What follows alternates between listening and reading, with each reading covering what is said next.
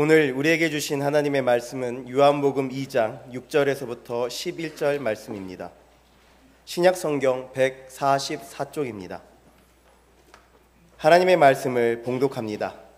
거기에 유대인의 정결 예식을 따라 두세 통 드는 돌 항아리 6이 놓였는지라. 예수께서 그들에게 이르시되 항아리에 물을 채우라 하신즉 아기까지 채우니 이제는 떠서 연회장에게 갖다 주라 하심에 갖다 주었더니 연회장은 물로 된 포도주를 맛보고도 어디서 났는지 알지 못하되 물 떠온 하인들은 알더라. 연회장이 신랑을 불러 말하되 사람마다 먼저 좋은 포도주를 내고 취한 후에 낮은 것을 내거늘 그대는 지금까지 좋은 포도주를 두었도다 하니라. 예수께서 이 첫 표적을 갈릴리 가나에서 행하여 그의 영광을 나타내심에 제자들이 그를 믿으니라. 아멘.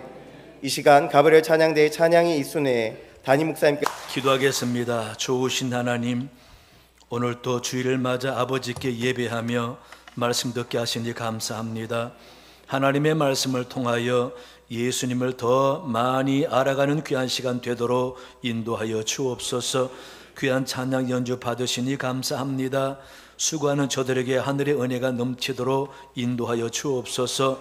오늘 또 이 자리에 주의 영이 함께 하실 줄로 믿으며 주님의 만지심을 사모합니다. 하나님의 역사를 원합니다.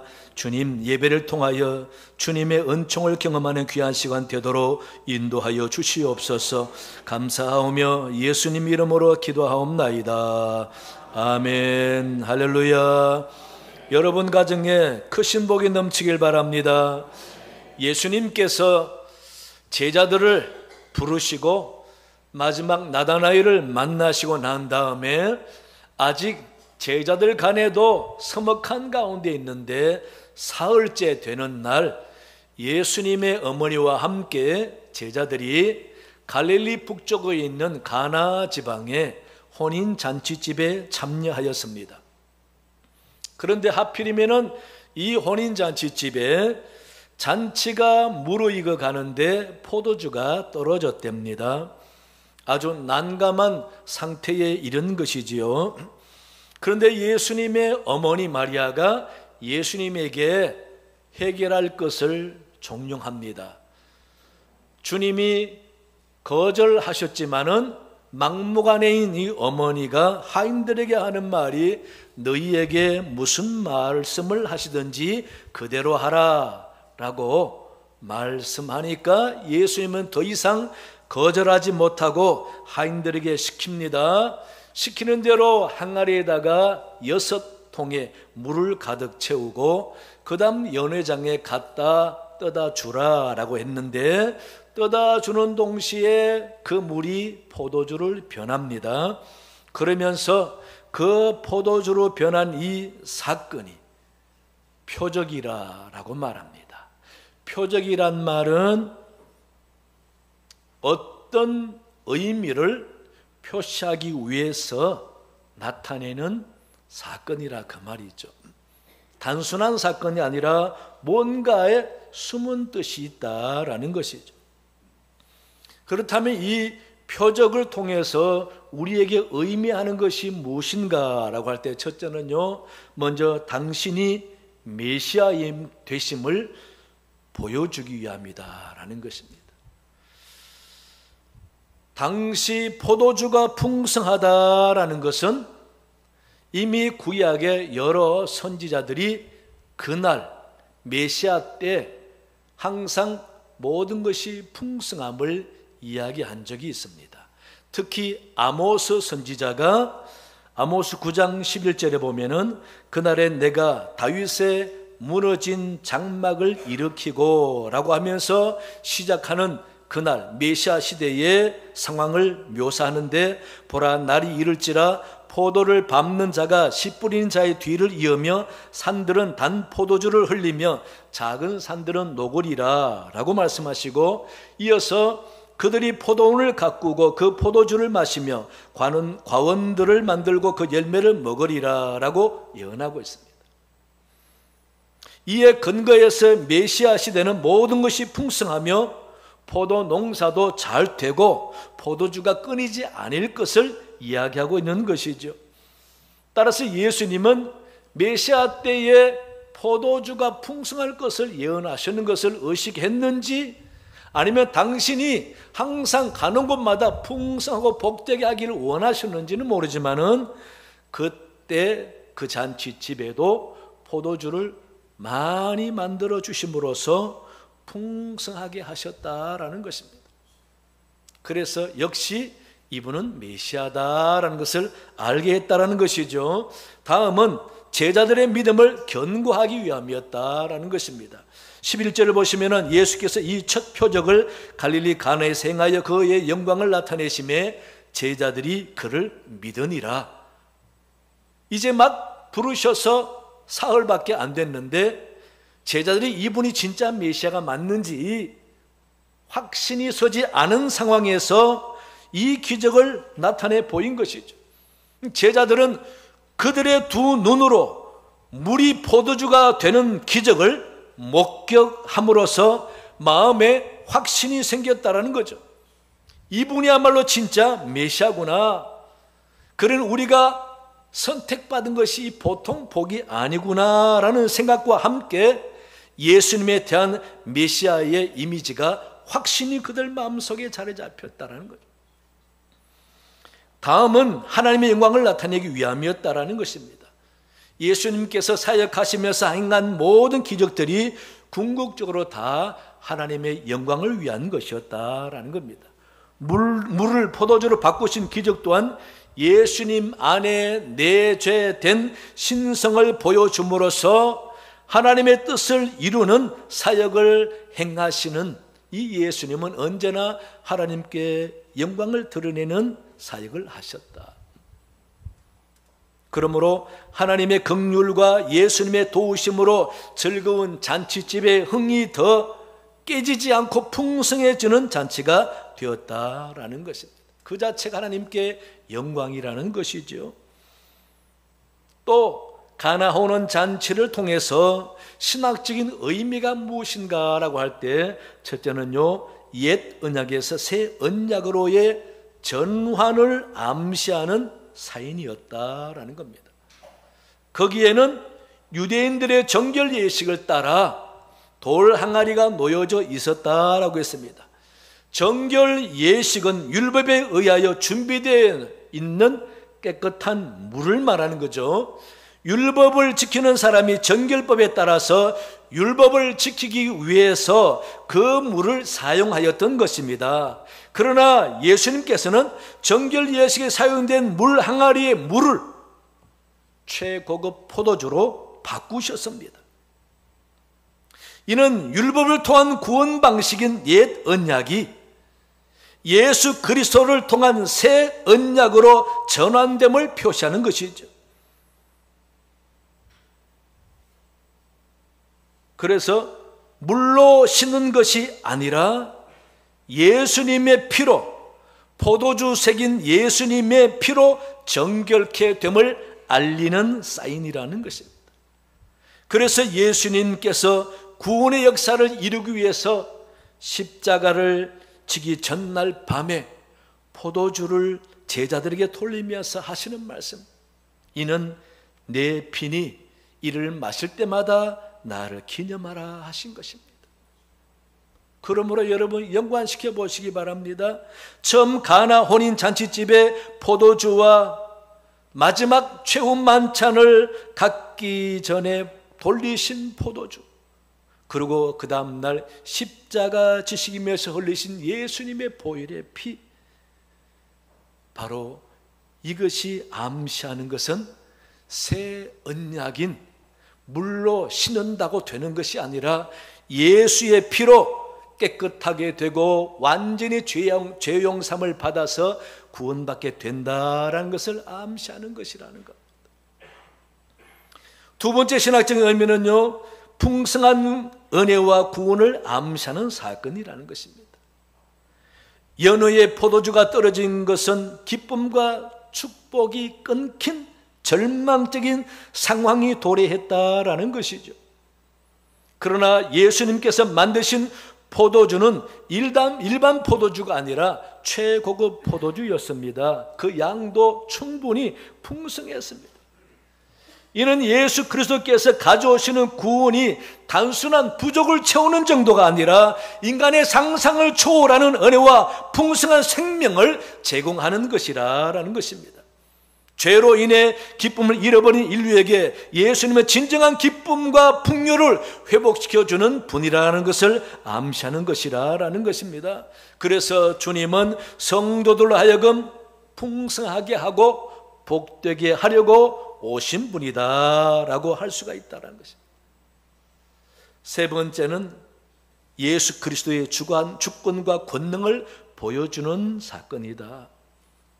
자연의 법칙을 초월해서 물을 포도주로 바꾸신 기적은 예수님께서는 단순한 인간이 아니라 창조주 하나님과 동등한 권능과 주권을 가지신 분임을 명확히 보여주는 사건이다라는 것입니다. 이는 예수님의 신성을 강력하게 증거하는 사건입니다. 그래서 예수님의 가르침과 행하시는 기적을 보면서 수많은 사람들이 저분은 하나님의 아들이시다, 하나님이 하시는 일을 어떻게 저분이 하시는가, 그러니 인간이 아니라 하나님의 아들이다라고 충분히 고백하고도 남을 만한 분이라는 것입니다. 이러한 주님이 주로 하시는 사역, 가난한 자와 소외된 자와 질병으로 삶이 무너진 사람들을 회복시켜 그 삶을 풍성하게 만들어주시는 분이다라는 거예요. 그래서 예수님은 복되게 하시는 분이다. 이러한 면을 볼 때에 예수님은 이 땅에 오셔서 우리 인간들을 풍성하게 하시는, 영적으로나 생활면에나 정신적으로나 풍성하게 하신 분이다라는 것입니다. 복되게 하시는 분이라는 겁니다. 무엇을 보고 그렇게 알 수 있는가? 본문을 통해서 보면은 첫째, 예수님 당신 자체가 바로 복이라는 거죠. 예수님이 계셨기 때문이라는 것입니다. 예수님이 승천하시기 전에 우리에게도 분명히 약속하셨습니다. 내가 세상 끝날까지 너희와 함께 하시리라. 여러분, 그 가나 혼인 잔치집에 포도주가 떨어져서 마지막 난감한 상황이 올 뻔했는데 누가 계셨기 때문에 더 좋은 잔치로 바뀌었습니까? 어머니, 제자들? 아니죠. 바로 예수님이 계셨기 때문입니다. 그래서 주님이 계신다는 자체가 복이라는 겁니다. 주님이 오셨다는 자체가 복이라는 겁니다. 주님을 마음에 모셨다는 자체가 복이라는 겁니다. 주님과 함께 한다는 자체가 복이라는 거예요. 그래서 이 땅에서 가장 복된 언어는 뭡니까? 주님이 너와 함께 하시리라. 이게 가장 복된 언어입니다. 이런 말 자주 사용하세요. 하나님이 당신과 함께 하실 것입니다. 주님이 당신과 함께 하십니다. 믿으세요. 이만큼 복된 언어가 없다라는 것이죠. 왜? 주님이 계시면 다 해결되잖아요. 그래서 복음서를 보면은 예수님은 가는 곳마다 풍성하게 하시고 복되게 하셨습니다.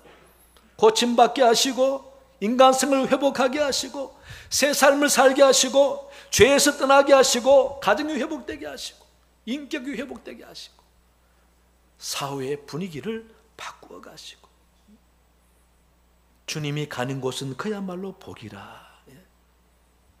삭개오 보세요. 사람들이 인간 취급하지 않고 죄인 취급하고 손가락질하는 사람, 예수를 만났습니다. 자기 가정에 왔습니다. 그때부터 사람이 그의 결단으로 말미암아 사람들이 존경하는 사람 됐어요. 부러워하는 사람 됐습니다. 나인성이라는 도시에 한 과부가 있는데 일찍 남편을 잃어버리고 아들을 소망 삼아 열심히 살던 이 과부가 아들마저 죽었습니다. 삶의 끈이 끊긴 것 같이. 그야말로 나는 어떻게 사나, 뭘 바라보고 사나, 절망 가운데 울면서 장례 치르는 그 장면에 주님이 오셨습니다. 안타까이 여기면서 그 아들을 살려주셨습니다. 주님이 오시니 절망 가운데 있는 가정이 다시금 소망이 넘치고 아들 살아서 삶의 기쁨이 넘치게 되었지 않습니까? 이같이 주님이 오셨다, 주님이 계신다라는 자체가 복이라는 사실. 그래서 우리는 우리 가정에 주님이 있는 가정 만들어야 합니다. 내 마음에 주님을 모시고 사는, 주님을 주인으로 고백하는 마음이 되게 해야 되는 것입니다. 그래야 복이 될 줄로 믿습니다. 요한일서 5장 11절 12절 보세요. 또 증거는 이것이니 하나님이 우리에게 영생을 주신 것과 이 생명이 그의 아들 안에 있는 그것이니라. 아들이 있는 자에게는 생명이 있고 하나님의 아들이 없는 자에게는 생명이 없느니라 라고 선언하십니다. 진정 복이 있는 인생은 하나님의 아들이 있는 사람이라는 것입니다. 저주받은 인생은 하나님의 아들이 없는 인생입니다. 따라서 예수님을 믿고 그분을 내 삶의 주인으로 모시고 산다는 자체가 엄청난 축복이고 풍성한 은혜를 누릴 수 있는 자격이 주어진다라는 것이죠.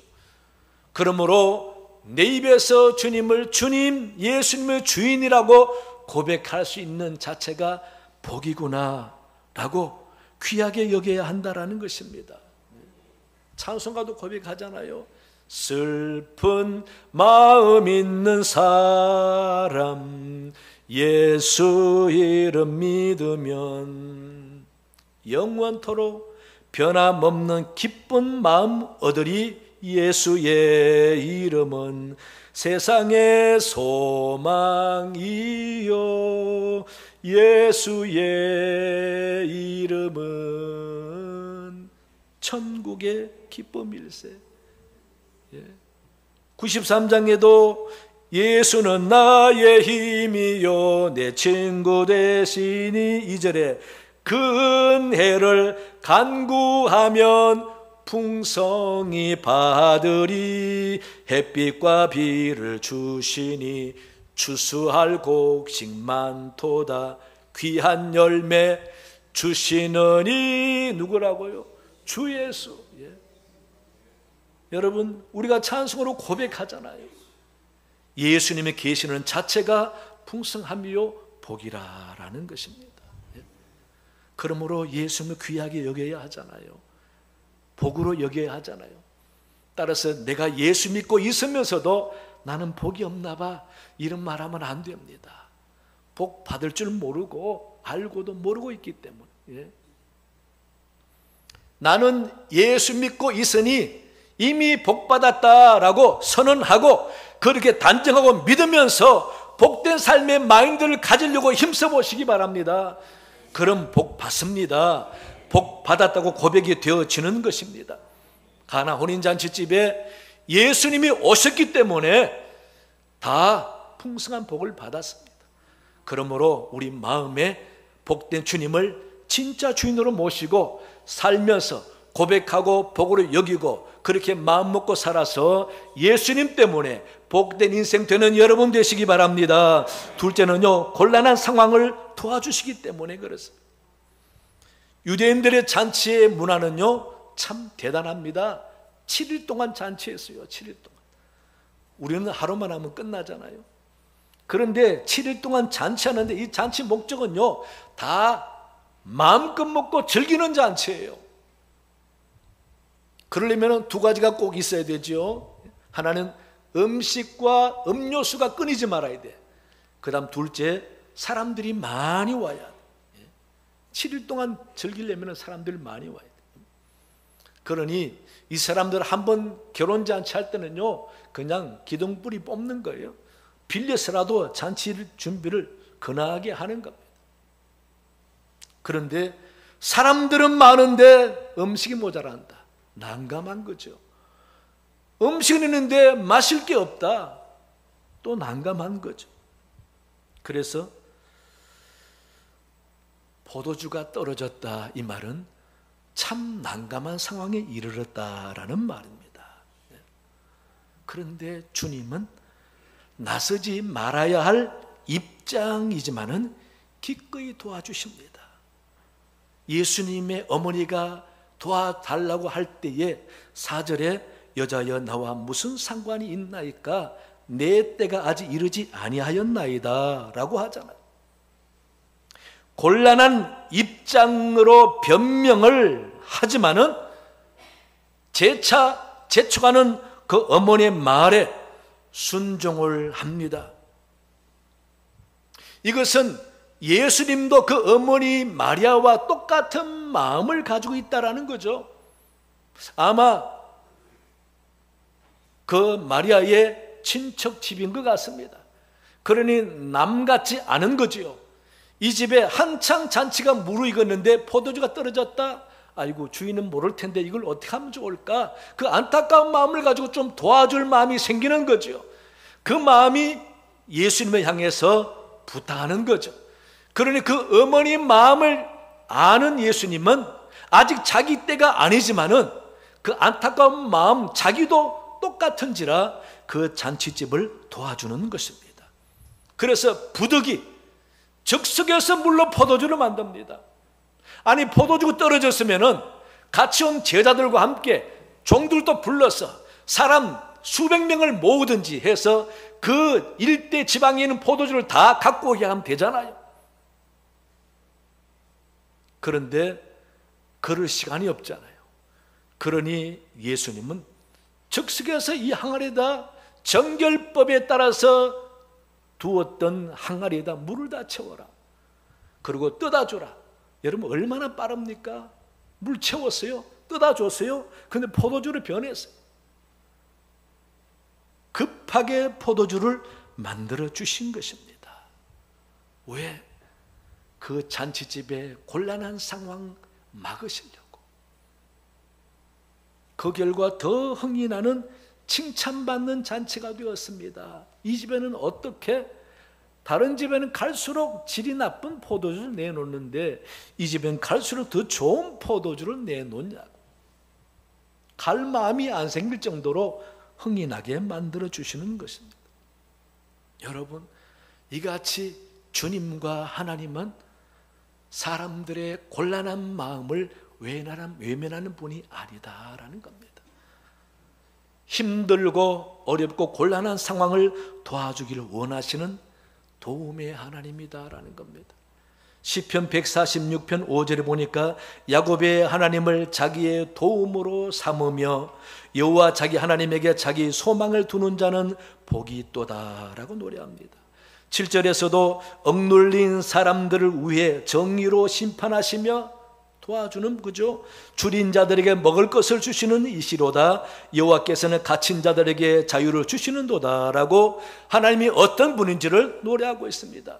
억눌린 자, 갇힌 자, 먹을 것이 없는 자, 곤란당한 자를 도와주기를 원하시는 하나님, 그분이 아바 아버지라 부르는 하나님이시다라는 거예요. 그러므로 우리가 어려움이 생길 때에, 고난을 당할 때에 주저하지 마시고 하나님께 기도하고 구하면은 하나님이 도와주시는 줄로 믿습니다. 믿으시기 바랍니다. 믿고 순수한 마음으로 하나님 도와주세요. 기도하면 도와주시는 것입니다. 이런 하나님, 예수님을 통해서 알 수 있다라는 것이죠. 따라서 그 하나님, 그 주님이 안타까운 마음으로, 어머니와 같은 마음으로 그 잔치집을 도와주시는 주님. 그래서 주님은 이 땅에 사람들을 복되게 하려고, 풍성케 하려고 오셨다.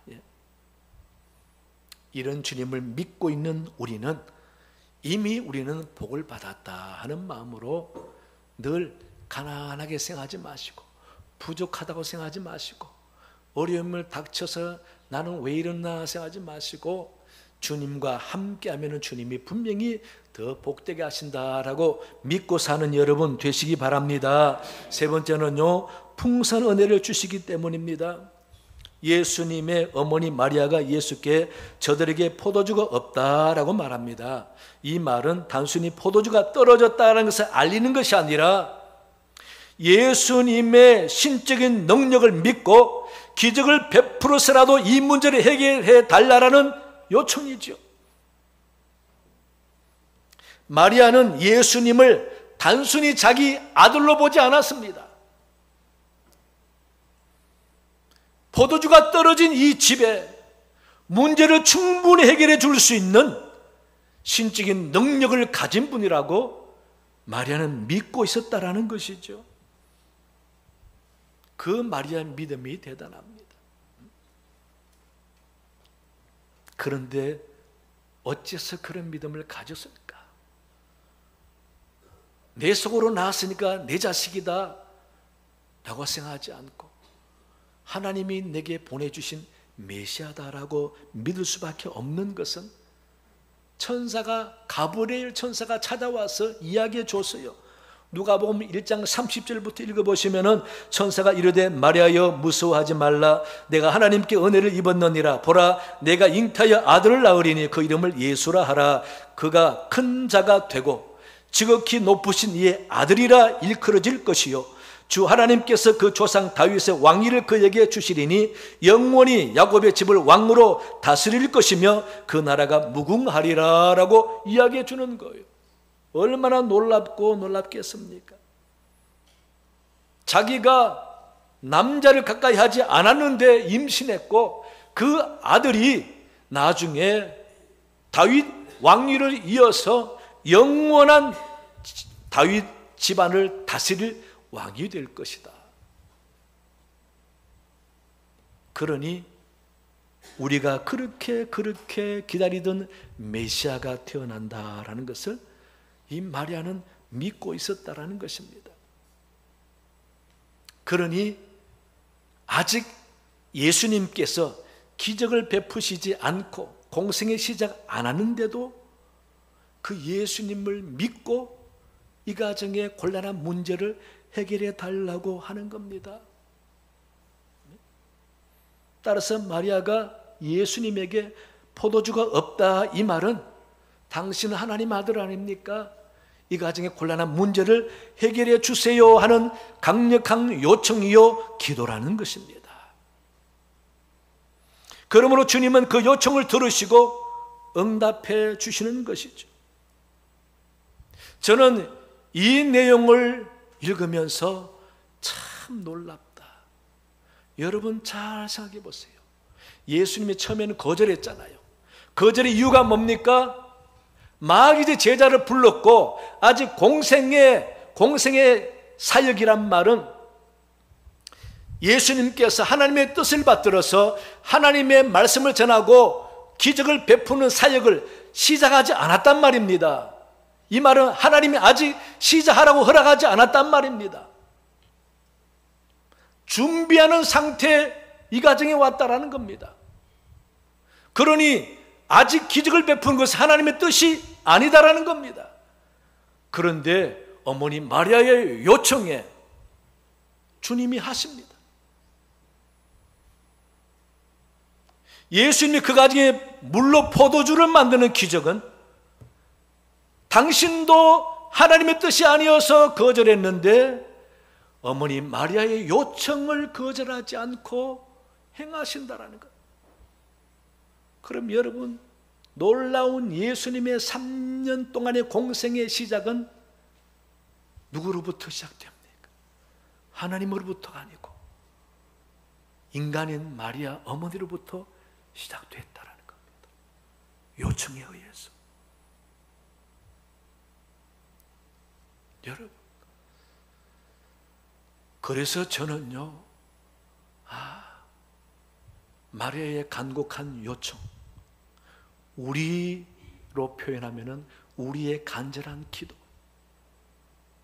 주님이나 하나님이나 그렇게 외면하지 못하시는구나. 당신의 뜻을 바꾸서라도 도와주시는구나. 그래서 예수님은 기꺼이 그 가정에 포도주가 없어지는 난감한 상황을 해결해 주시게 되는 것입니다. 여러분 이 장면을 잘 상상해 보세요. 제자들이 이제 막 와서 이분이 어떤 분인지 아직 인식이 없는 상태에서 자기 두 눈으로, 제자들의 두 눈으로 똑똑히 봤습니다. 하인들이 분명히 맑은 물을 항아리에 집어넣는 거 봤습니다.